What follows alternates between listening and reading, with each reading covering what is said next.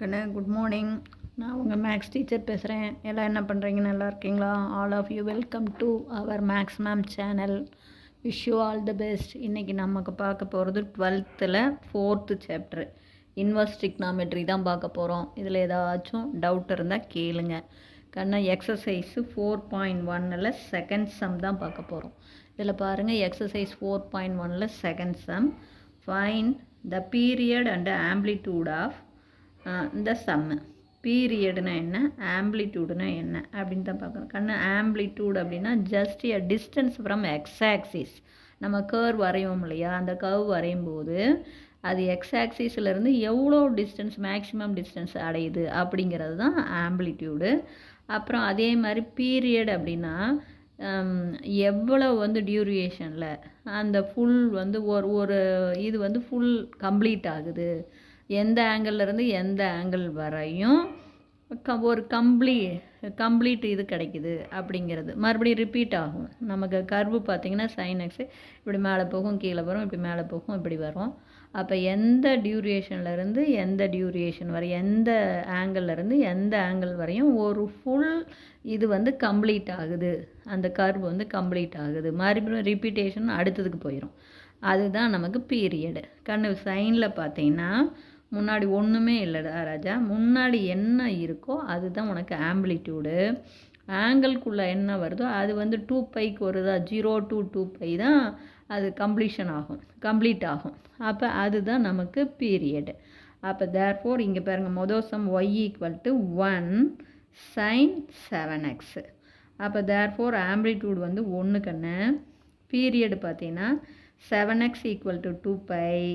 அப்போ மல்டிப்ளாக இருக்கிற 7 இந்தாண்ட வந்தால் டிவைட். அப்போ x = 2π/7. இவ்வளவு தான்.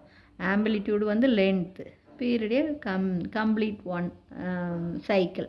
புரியுதா தங்கம்? அதே மாதிரி தான் ரெண்டாவது. y = -sin 1/3x. ஆம்ப்ளிடியூடு கண்ணு மைனஸ் வரக்கூடாது, டிஸ்டன்ஸ் மைனஸில் வராது. மைனஸ் வந்தால் கூட நம்ம பாசிட்டிவ் தான். அப்போ ஆம்ப்ளிடியூடு மாடுலஸ் ஆஃப் -1 +1 தான். சொல்கிறது புரியுதா தங்கம்? அது டிஸ்டன்ஸ் இஸ் நாட் நெகட்டிவ். அதனால் -1னாலும் நமக்கு டிஸ்டன்ஸ் பாசிட்டிவ் தான், +1. அதே பீரியடு பார்த்திங்க 1/3x = 2π. இந்த இது 2π. ஒரு 2πக்கு ஒருக்கா தான் உனக்கு அந்த கர்வ் இது மாறும். அப்படியே ஒரு கம்ப்ளீட்டு இது சைக்கிள் வரும். அப்போ 1/3x = 2π. இங்கே டிவைடில் இருக்கிற 3 அந்தாண்ட போச்சுன்னா மல்டிபிள். அப்போ x = 6π.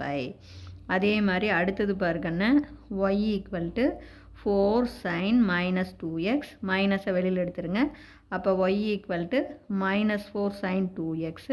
அப்போ ஆம்ப்ளிடியூட் மாடுலஸ் ஆஃப் -4. அப்போ +4 தான். பீரியடு பாருங்கள், இது தானே நமக்கு 2x. ஆங்கிள்குள்ளே என்ன வருதுன்னு பாருங்கள். அப்போ 2x = 2π. அப்போ 2 கேன்சல் ஆயிரும். அப்போ x = π. கண்ணு இது ரொம்ப ஜஸ்ட்டு சின்ன கணக்கு தான், ரொம்ப ஈஸியாக. முன்னாடி இருக்கிற நம்பர் ஆம்ப்ளிடியூடு, நம்ம ஆங்கிள் என்ன கொடுத்துருக்காங்களோ அதை 2πன்னு எடுத்து நம்ம எக்ஸை கண்டுபிடிக்கணும். அதுதான் பீரியடு. புரியுதா நான் சொல்கிறது? முன்னாடி இருக்கிற கோஎஃபிஷியன்ட் நமக்கு ஆம்ப்ளிடியூட், நமக்கு கொடுத்துருக்கிற ஆங்கிள் அதுதான் பீரியடு. அது = 2πன்னு போட்டு எக்ஸை கண்டுபிடிக்கணும். அது நமக்கு பீரியடு. நான் சொல்கிறது என்னென்னு விளங்குச்சா சாமி? இப்போ கொடுத்துருக்கிற அந்த ஆங்கிளை 2πன்னு எடுத்து எக்ஸை கண்டுபிடிக்கணும்.